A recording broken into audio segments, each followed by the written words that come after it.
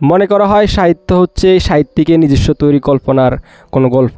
বস্তুত সাহিত্য বলতে বোঝায় একটা জাতির বা একটা সমাজের চিন্তা, চেতনা, ইতিহাস এবং অনুভূতির প্রতিফলন। যদি এক কথায় বলি, সাহিত্য বলতে বোঝায় একটা জাতি বা একটা সমাজের দর্পণ স্বরূপ। প্রত্যেকটি ভাষারই নিজস্ব সাহিত্য রয়েছে, তেমনি বাংলা ভাষারও সাহিত্য রয়েছে, যেটাকে আমরা বাংলা সাহিত্য নামে চিনি। তো এই সাহিত্যের হাজার বছরের ইতিহাস আছে। আজকে আমরা মূলত জানবো এই বাংলা ভাষার সাহিত্যের ইতিহাস সম্পর্কে।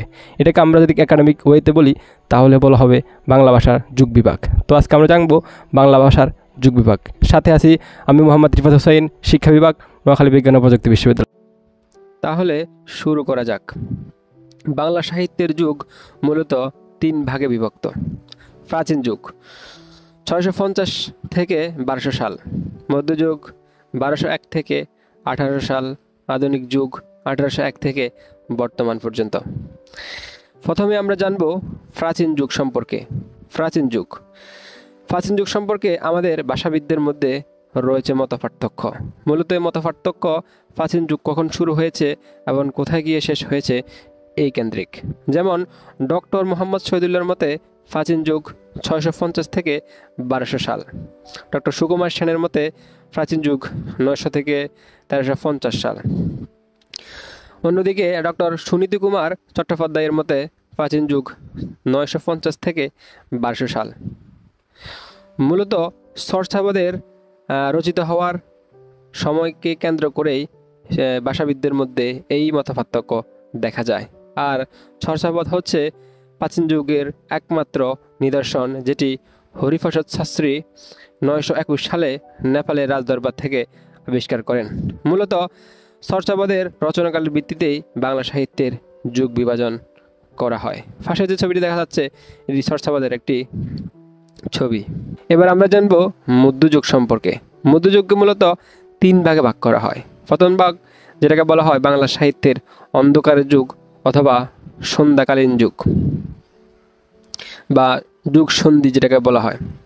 এটি শুরু হয় 1201 থেকে 1350 সাল পর্যন্ত। এই সময়কে বলা হয় বাংলা সাহিত্যের অন্ধকারের যুগ, কারণ এই সময়ে উল্লেখযোগ্য কোনো সাহিত্য নিদর্শন পাওয়া যায় না। এরপরে যেই যুগ তা হচ্ছে আদি মধ্যযুগ। 1351 থেকে 1500 সাল পর্যন্ত সময়কে আদি মধ্যযুগ বলা হয়। তখনকার উল্লেখযোগ্য কয়েকটি গ্রন্থ হচ্ছে শ্রীকৃষ্ণ কীর্তন, মঙ্গল কাব্য ইত্যাদি। পাশে যে ছবিটি দেখা যাচ্ছে এটি হচ্ছে শ্রীকৃষ্ণ কীর্তনের একটি ছবি। এরপরে যে যুগটি সেটা হচ্ছে অন্তমধ্যযুগ। 1501 থেকে 1800 সাল পর্যন্ত সময়কে অন্তমধ্যযুগ বলা হয়। তখনকার কয়েকটি উল্লেখযোগ্য গ্রন্থ হচ্ছে বৈষ্ণব সাহিত্য, পুঁথি সাহিত্য ইত্যাদি। মধ্যযুগের কয়েকজন কবির নাম যদি আমি বলি তাহলে প্রথমে আসে আব্দুল হাকিম, আলাওল, কানা, হরিদত্ত, শাহ মোহাম্মদ সগির।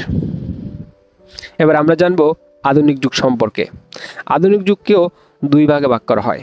1801 থেকে শুরু করে 1860 সাল পর্যন্ত সময়কে আধুনিক যুগের প্রথম পর্যায়ে ধরা হয়। এই সময় লেখা হয় প্যারীচাঁদ মিত্রের বিধবার আত্মকথা, ঈশ্বরচন্দ্র গুপ্তের বনফুল, মাইকেল মধুসূদন দত্তের শর্মিষ্ঠা, মেঘনাদ বধ কাব্য।